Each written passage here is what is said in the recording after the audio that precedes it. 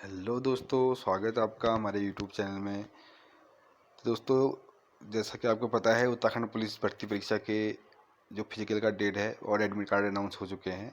अगर आप लोगों ने अभी तक अपने एडमिट कार्ड अगर सेंटर डिटेल चेक नहीं किया है तो आप अभी जाके हमारी जो प्रीवियस वीडियो है उस वीडियो में जाके आप चेक कर सकते हैं, जिसके डिस्क्रिप्शन में हमने पूरा बता रखा है और लिंक शो कर रखा है कि कैसे कैसे आपको एडमिट कार्ड डाउनलोड करना है। ठीक है, तो दोस्तों आज शुरू करते हैं उत्तराखंड के एक इंडिविजुअल टॉपिक के बारे में, जिसमें उत्तराखंड राज्य के जो प्रतीक चिन्ह हैं उन चिन्हों के बारे में जानेंगे कि कौन से चिन्ह हैं उत्तराखंड के, और उन चिन्हों का क्या क्या उनके बारे में जानकारियाँ हैं वो हम इसमें आपको बताएंगे। तो चलो शुरू करते हैं आज की वीडियो को।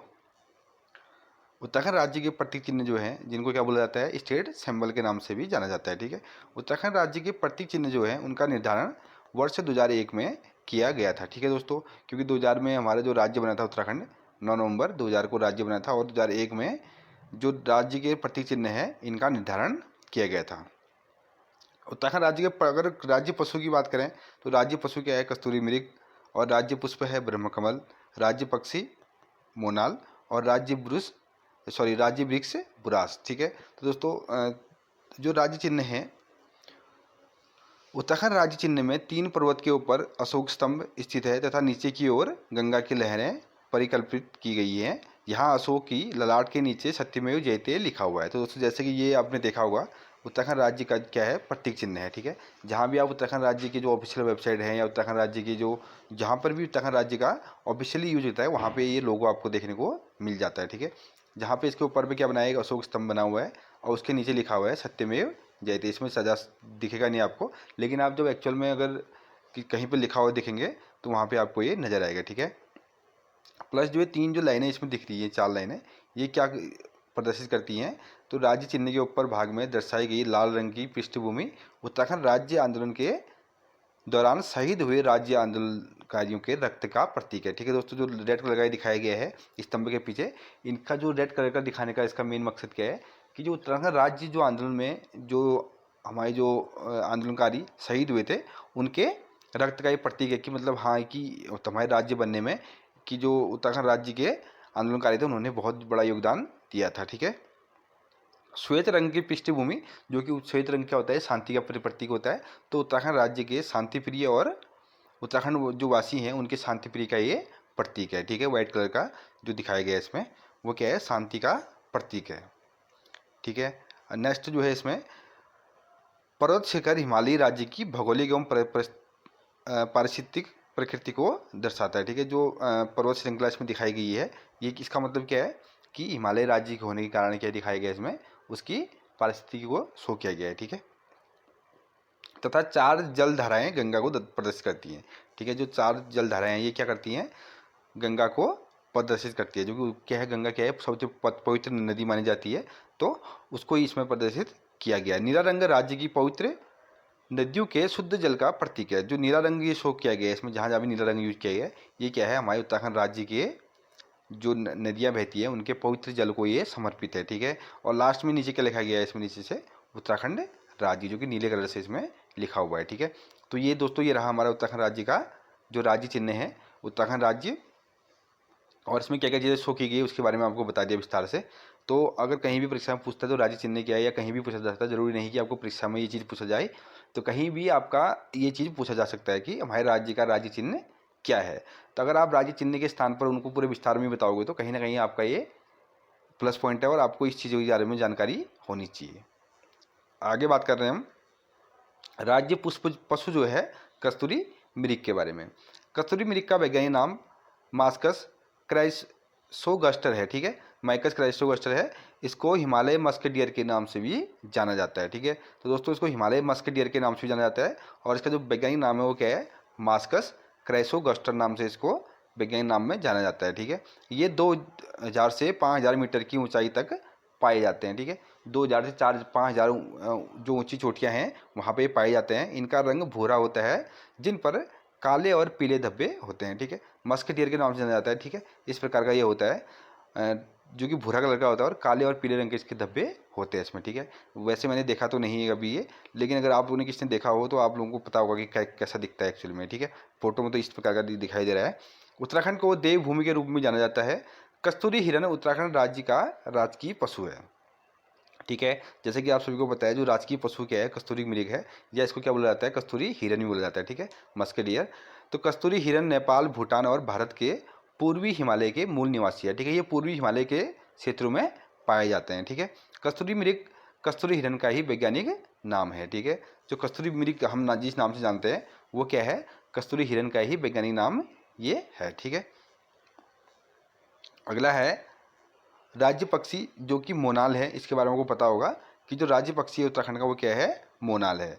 उत्तराखंड राज्य पक्षी मोनाल 2300 से 5000 मीटर की ऊंचाई पर घने वनों में पाया जाता है। ठीक है दोस्तों, इसकी ये लगभग 2300 से जो 5000 मीटर की ऊंचाई वाले जो घने वन होते हैं, मतलब जो घने जंगल होते हैं, उन वनों में ये पाए जाते हैं। ठीक है, नर मोनाल का रंग नीला भूरा और मादा मोनाल का रंग भूरा होता है। ठीक है, जो नर मादा होता है वो क्या होता है, नीला और भूरे कलर का होता है, प्लस जो मादा मोनाल होती है उसका रंग भूरा होता है। ठीक है, मोनाल का वैज्ञानिक नाम लोफोफोरस इम्पीजेंस है। ठीक है, स्थानीय भाषा में इसे मनियाल या मुनाल भी कहा जाता है। ठीक है, जो लोकल लैंग्वेज है, लोकल लैंग्वेज में इसे मनियाल या मुनियाल नाम से भी जाना जाता है। जैसा कि आप सभी लोगों को पता है कि किसी न किसी चीज़ को हमारी लोकल भाषा में अन्य नाम से भी जानते हैं, कि जो एक पर्टिकुलर नेम है उसके अलावा अलग अलग क्षेत्रों के अकॉर्डिंग या अलग अलग जिलों में या अलग अलग जो गढ़वाल कुमाऊं क्षेत्रों में अलग अलग नाम से भी इनको जाना जाता है। ठीक है, तो वैसे ही मोनाल को भी क्या किया जाता है, मनियाल या मुनाल के नाम से जाना जाता है। ठीक है,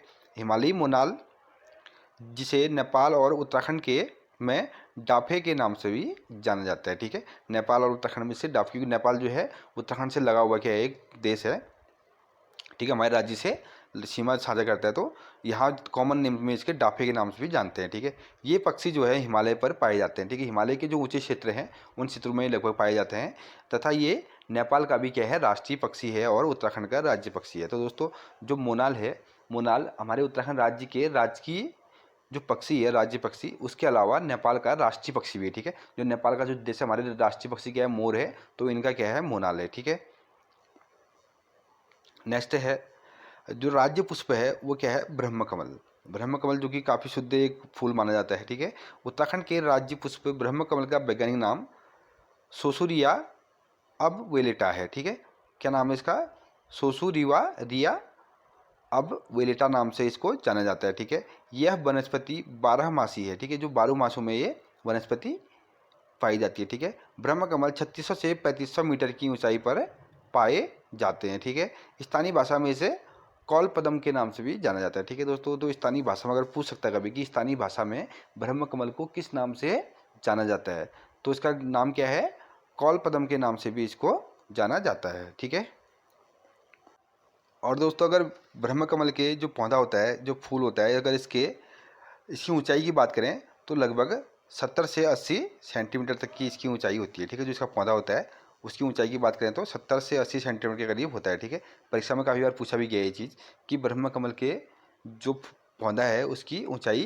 कितनी होती है। ठीक है, तो 70 से 80 सेंटीमीटर इसका करेक्ट आंसर हो जाएगा। ठीक है, ब्रह्मकमल पुष्प रात्रि में 9 बजे से 12:30 बजे के बीच खिलता है। ठीक है, शाम को रात के 9 बजे से लगभग 12:30 बजे रात्रि तक ये अर्ध रात्रि जब होती है उस समय तक खिलता है।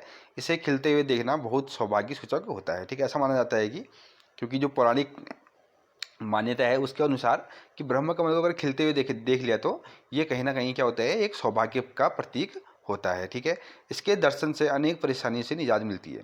ऐसा माना जाता है कि अगर आपने ब्रह्मकमल को खिलते हुए देख लिया या खिला हुआ ब्रह्मकमल देख लिया तो आपकी सारी परेशानियाँ क्या होंगी, उनसे आपको निजात मिल सकता है। ठीक है, हालांकि ये मान्यताएँ हैं, ऐसा हम बता नहीं रहे कि आपको ऐसा होता है, लेकिन मान्यता के अनुसार हम इसको मान सकते हैं। ठीक है, ब्रह्मकमल साल में केवल एक महीने सितंबर में ही पुष्प देता है। ठीक है, सितंबर का मंथ जब चलता है उसी मंथ में क्या होता है, इस जो ब्रह्मकमल का पौधा होता है ये पुष्प देता है। ठीक है, वो भी एक तने से एक पुष्प, जब इसका एक तने पे केवल एक ही पुष्प इस पे लगता है। ठीक है, तो क्या होता है दोस्तों, 12 महीने में केवल एक महीने सितंबर में ही इस ब्रह्मकमल का फूल जो होता है वो देखने को मिल सकता है। ठीक है, अगर आपको भी अपनी परेशानियों से निजात पाना है तो आप भी सितंबर के महीने में जिन क्षेत्रों में ब्रह्मकमल का पौधा या फूल उगता है उस क्षेत्र में आप विजिट जरूर करें। ठीक है, मान्यता के अनुसार। ठीक है दोस्तों, अगला है राज्य वृक्ष बुरास। ठीक है, जो उत्तराखंड का राज्य वृक्ष है उसके बारे में पता हो आपको,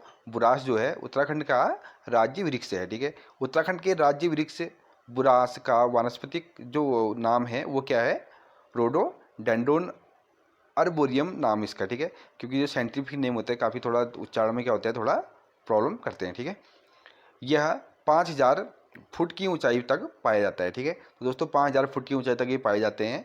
बुरास का मुख्य आकर्षक रंग क्या होता है, लाल रंग के फूल होते हैं, ठीक है। ये बुरास के लाल रंग के फूल अधिकतर आपने देखे होंगे, जो कि उत्तराखंड के पहाड़ी क्षेत्रों में अधिकतर ये आपको देखने को मिल जाएंगे, ठीक है। जबकि 11000 फुट की ऊंचाई पर सफ़ेद रंग के बुरास पाए जाते हैं, ठीक है।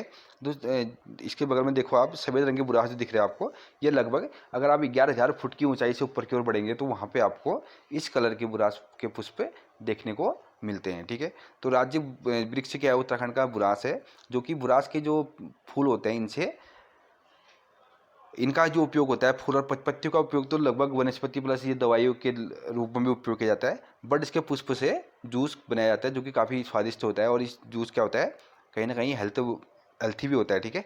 जो इसका बुरास का जो जूस बनता है, प्लस इसकी पत्तियों का क्या होता है उपयोग, इसकी पत्तियों का उपयोग वनस्पति प्लस जो हमारे दवाइयों को बनाने के जो लोकल दवाइयाँ होती है, दवाई बनाने के काम इसमें किया जाता है, ठीक है। और इसकी लकड़ी को भी वैसे जलाने के काम या ईंधन के रूप में हम यूज कर सकते हैं, ठीक है। तो दोस्तों ये था उत्तराखंड के जो हमारे राज्य के बारे में, राज्य के जो प्रमुख जो मुख्य चिन्ह हैं, उन चिन्हों के बारे में हमने इस वीडियो में डिस्कस किया, जिसमें कि हमने उनके बारे में विस्तार से जाना कि उनका यूज क्या क्या होता है, प्लस वो कहाँ पे पाए जाते हैं, उनका वैज्ञानिक नाम क्या है।